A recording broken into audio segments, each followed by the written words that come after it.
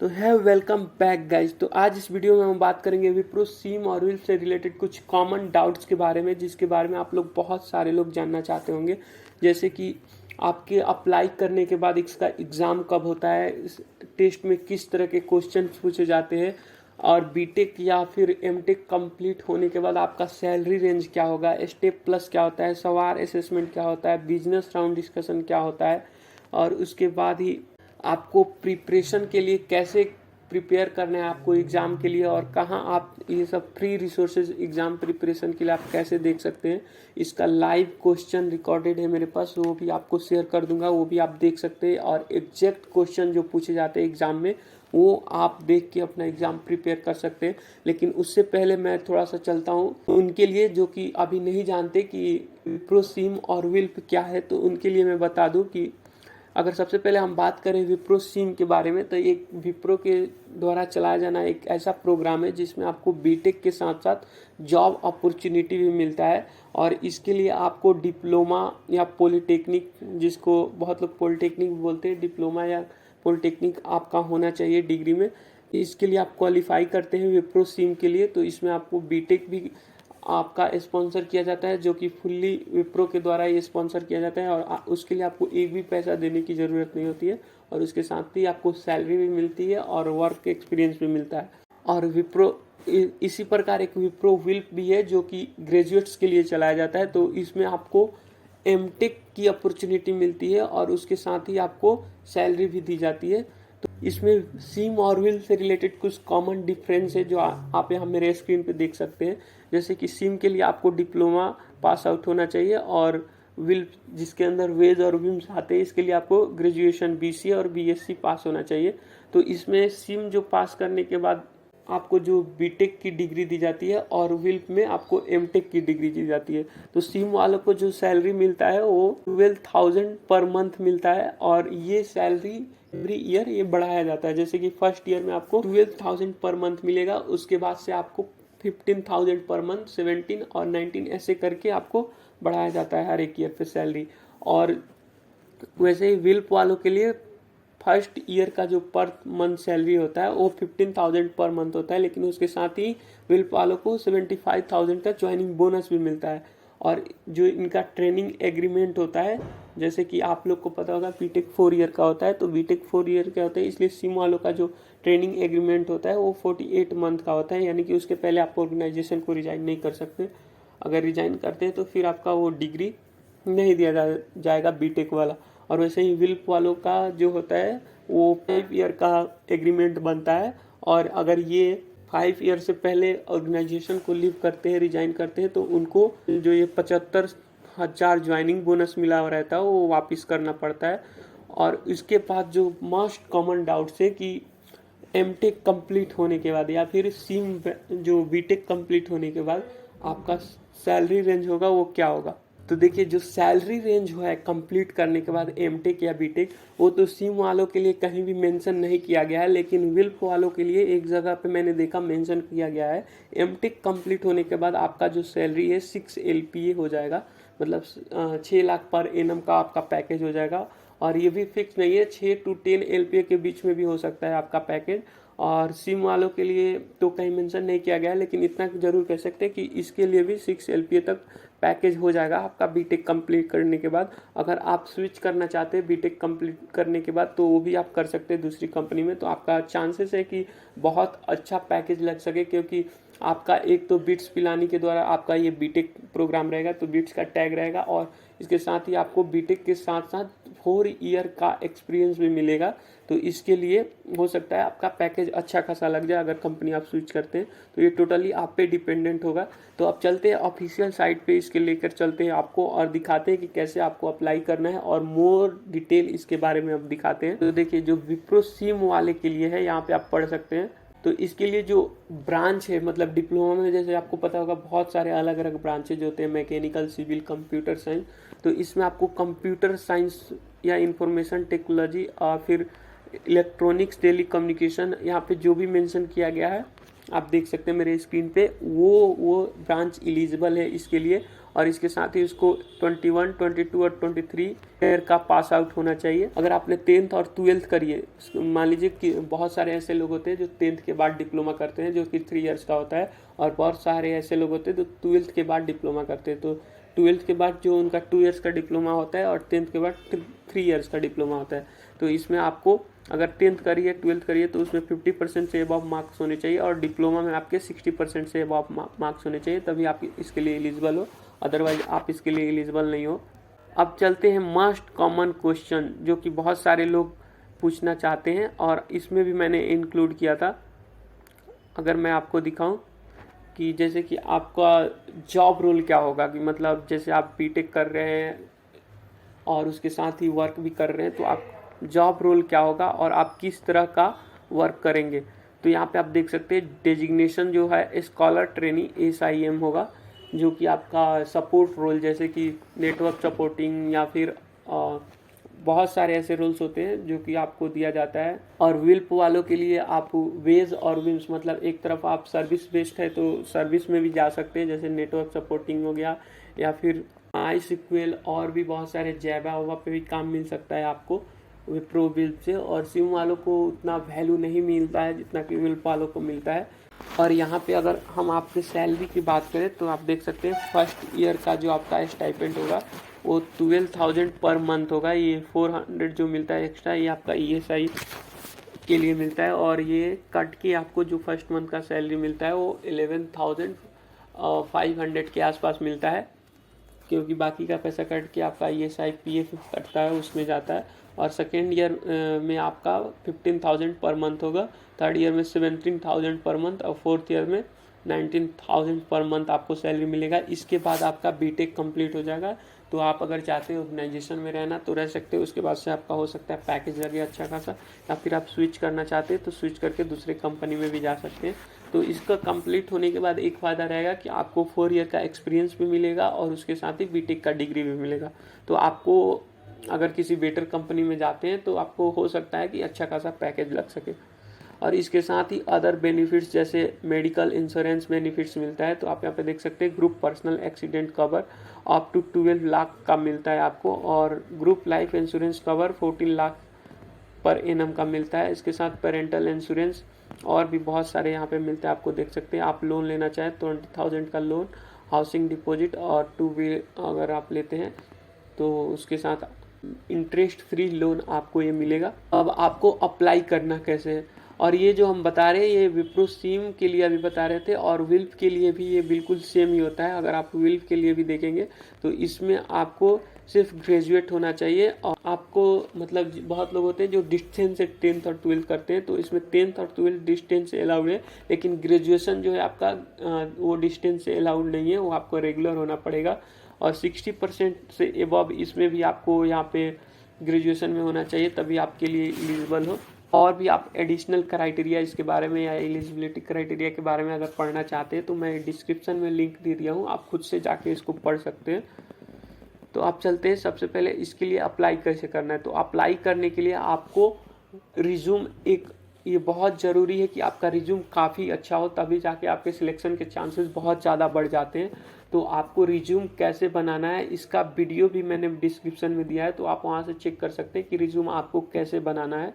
और उसके बाद से रजिस्ट्रेशन आपको इसी सुपरसेट के जो ये ऐप है इस पर ही आपको रजिस्ट्रेशन करना होगा, सिम और विल्प दोनों के लिए। हालांकि दोनों का लिंक जो अप्लाई करने का होता है वो अलग अलग होता है। तो देखिए ये रजिस्ट्रेशन करने के बाद अब चलते हैं हम फर्स्ट क्वेश्चन के बारे में, जैसे कि ऑनलाइन अप्लाई करने के बाद कितने दिन बाद इसका एग्ज़ाम होता है। तो ऑनलाइन अप्लाई करने के बाद अगर आप यहाँ पे देखें तो यहाँ पे अगर मैं आपको रजिस्ट्रेशन पेज पे ले चलूँ, यहाँ पे आप देख सकते हैं कुछ डेडलाइन दिया रहता है कि मतलब आप कब तक इसको अप्लाई कर सकते हैं।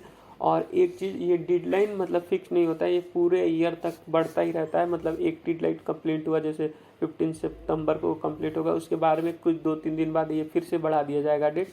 तो ऐसे इसका हायरिंग चलते रहता है पूरे साल भर तक।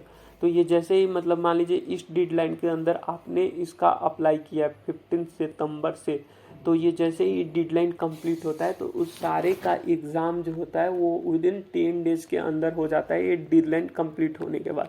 अगर 10 डेज के अंदर नहीं होता है तो 1 मंथ के अंदर एकदम 100% श्योर है कि आपका एग्ज़ाम हो जाएगा।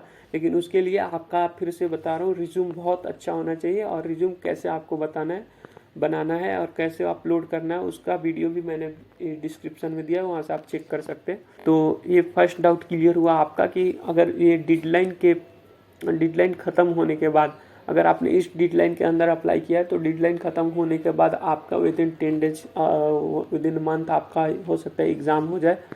तो यहाँ अप्लाई नाउ पे क्लिक करके आप यहाँ से अप्लाई कर सकते हैं। तो ये इसका स्टेप्स आप खुद से भी कर सकते हैं। तो इस पर डिस्कशन करने से अच्छा हम चलते हैं बैक और आपको दिखाते हैं इसमें कौन कौन से स्टेजेस होते हैं जिसको आपको क्लियर करना पड़ता है।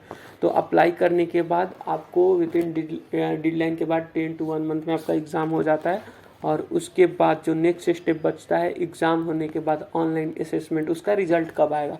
तो देखिए, अगर आप ऑनलाइन असेसमेंट जो फर्स्ट राउंड होता है जिसमें आपको 40 मिनट का ऑनलाइन असेसमेंट होता है और एक 20 मिनट का उसी टाइम मतलब एक ऐसे लिखने के लिए दिया जाता है। अगर आप वो जो फर्स्ट राउंड क्लियर करते हैं तभी वो ऐसे लिखने वाला पार्ट जो है ओपन होता है, अदरवाइज वो पार्ट ओपन नहीं होता है। तो अगर आपका ऐसे लिखने वाला पार्ट ओपन हो गया तो आप 100% नहीं 99% मान के चलिए कि आपका रिजल्ट अच्छा हो गया।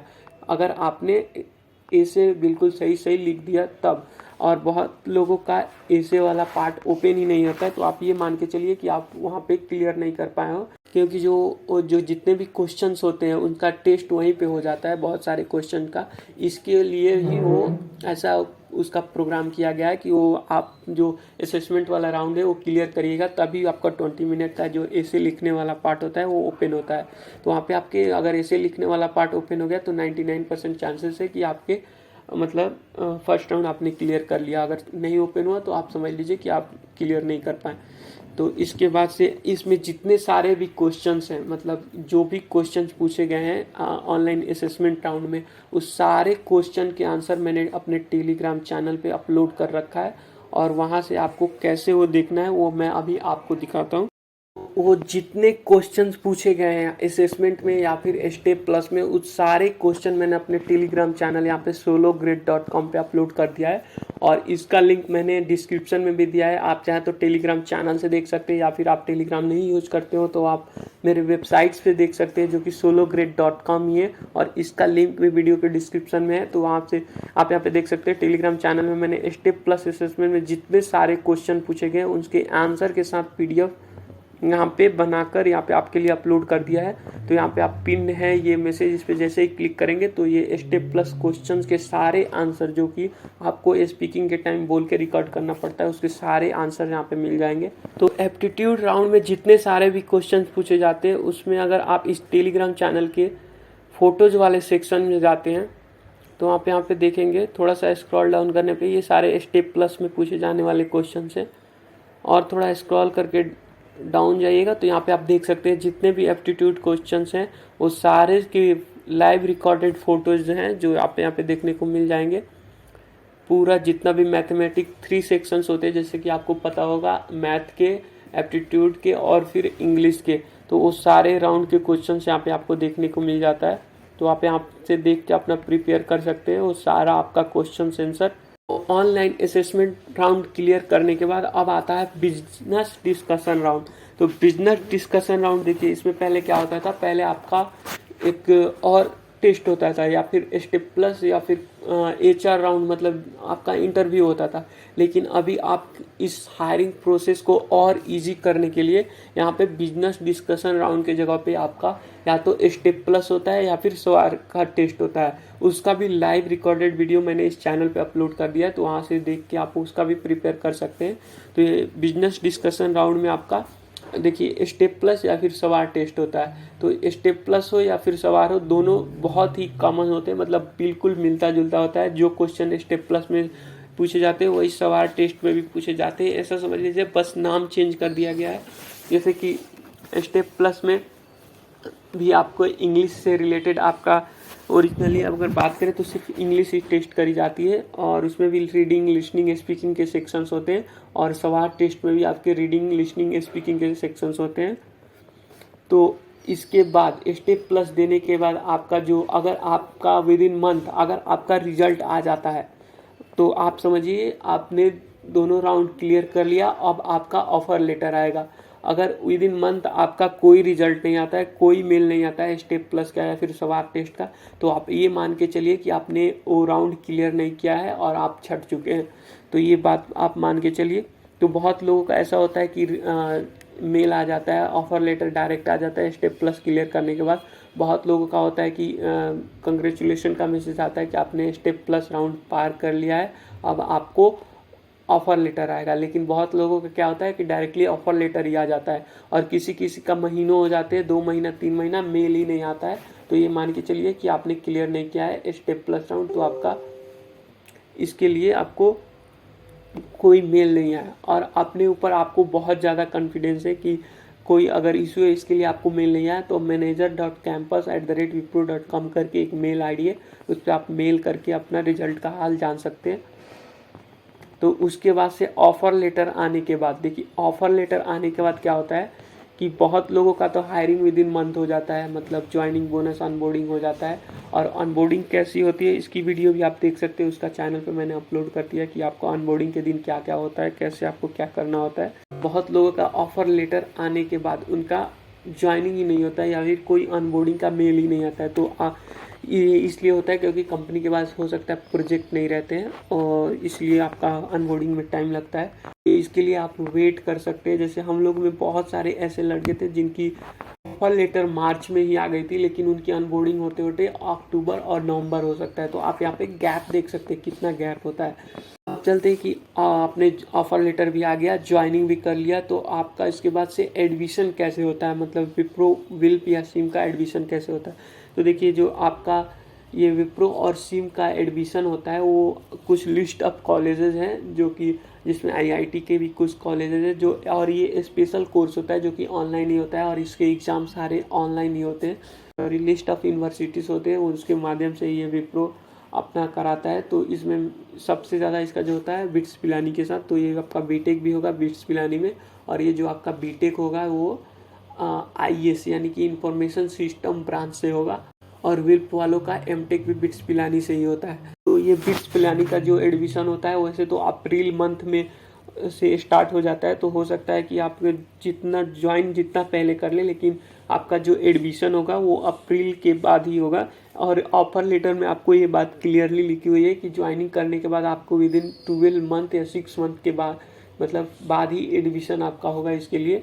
तो आपका ये जो बीटेक का पूरा कोर्स होता है वो 3.5 ईयर का होता है, और उसमें आपको जो ज्वाइनिंग के 6 मंथ होते हैं, जैसे आपका जैसे 4 ईयर का आपका बॉन्ड होगा, तो 6 मंथ तक आपको ऑर्गेनाइजेशन में काम करना होता है, और एडमिशन के बाद भी आपको काम करना होता है, जिसमें आपको सैटरडे संडे या फ्राइडे तीनों दिन में से किसी एक दिन आपका ऑनलाइन क्लास चलता है, और वो आपको डिसाइड करना होता है कि आप किस दिन क्लास लेंगे। लेकिन वो भी आपके प्रोजेक्ट मैनेजर और या फिर जो भी आपका जिसको आप रिपोर्ट करते होंगे उससे आपको परमिशन लेना पड़ता है कि किस दिन आपको क्लास लेना है। और उसमें से एक दिन आपको छुट्टी मिलता है, यानी कि वीक में आपको 5 डेज काम करने पड़ेंगे, एक दिन आपके क्लासेस चलेंगे और एक दिन आपको छुट्टी मिलेगी।